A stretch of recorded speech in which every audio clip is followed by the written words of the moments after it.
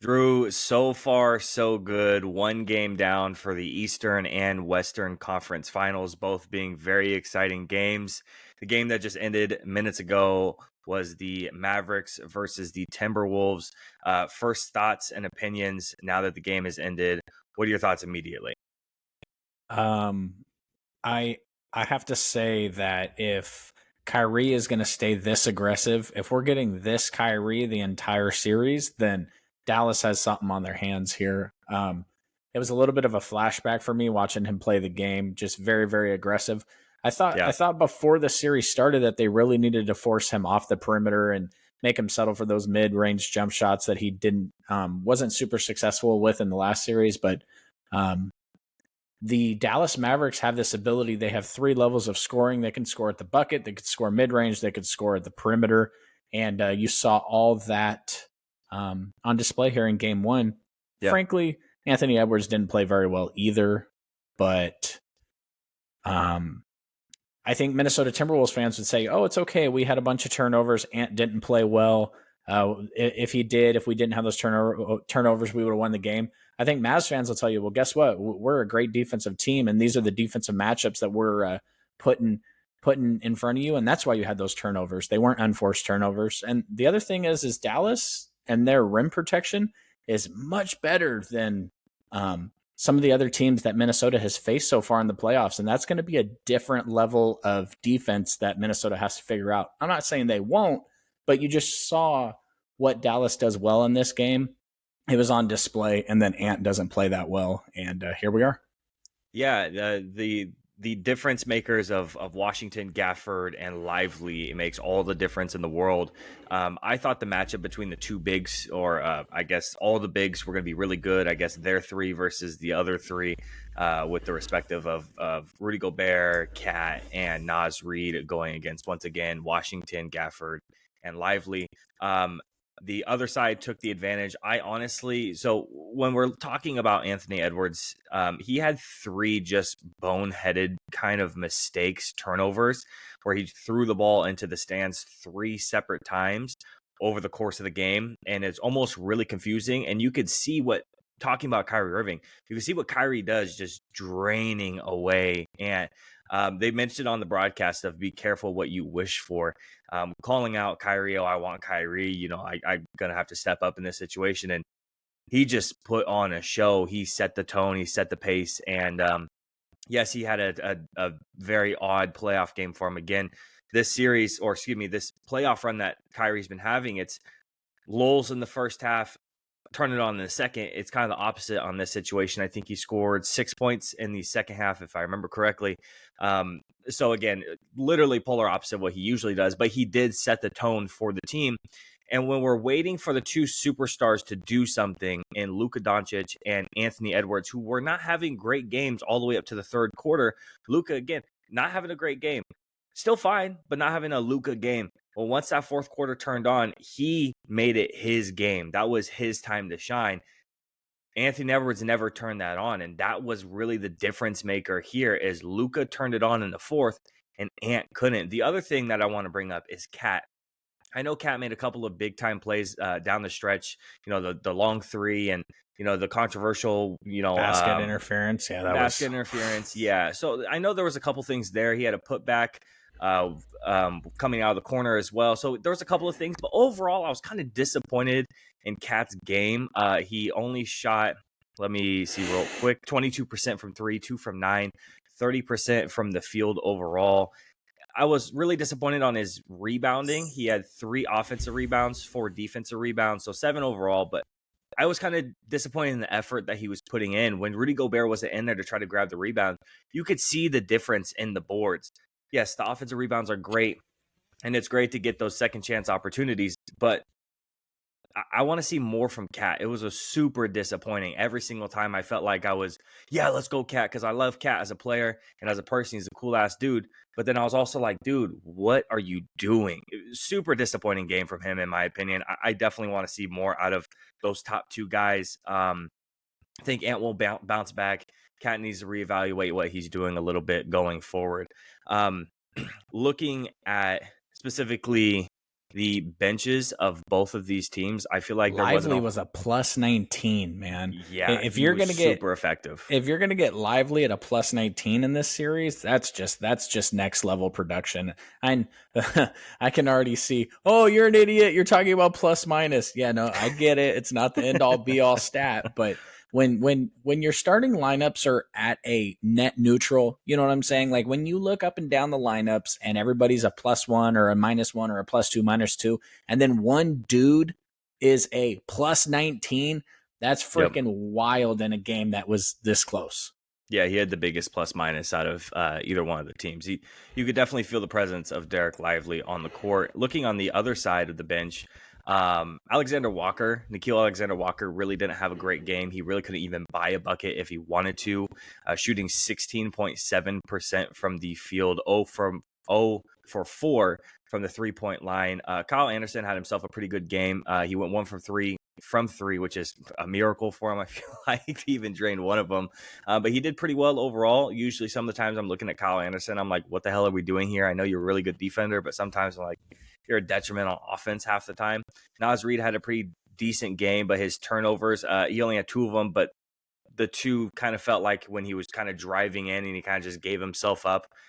Like you could do a little bit more than that. You're not the superstar on the team. We don't have to just kind of go in and ISO ball this whole thing. And I know you can, but we don't have to do that here. So a little bit more production out of the bench for the Timberwolves is something I definitely want to see because the presence of Derek Lively was definitely felt on the court.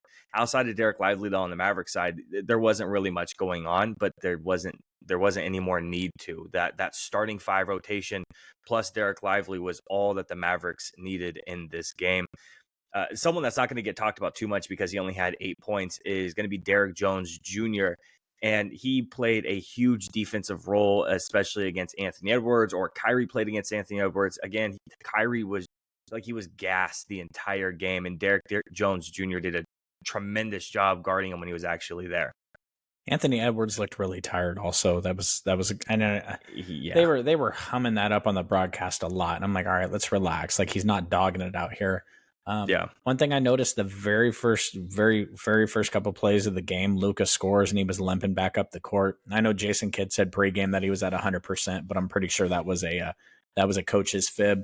right. LUKA didn't do much. Obviously, his passing down the stretch was superb, though. That's what was really Yeah, we definitely. were watching on one end. Anthony Edwards is chucking the ball into the third row, and then LUKA was just some of the biggest plays that happened down the stretch weren't even LUKA or Kyrie scoring. It was just their playmaking, getting the ball into people that were wide open, and then credit to their role players. They're making the shots they need to make. So it was you could definitely when Dallas had the ball, you got a sense of confidence in what the offense was trying to do and where they were trying to attack. And then realistically, when Minnesota had the ball at times, it just looked really disjointed. And like I said, it's just a different matchup. This isn't the Denver Nuggets. Yeah, There's real rim protection there. And yeah. again, I mean, just to put it as simple, to give simple analysis on this, if I told you, hey, Ant-Man is going to go for 19 in game 1, I think everybody would kind of just say, oh, okay, that's going to be tough for them to win that game. And here we are. Right. And they had their Yeah. chance. It just, they didn't execute well down the stretch.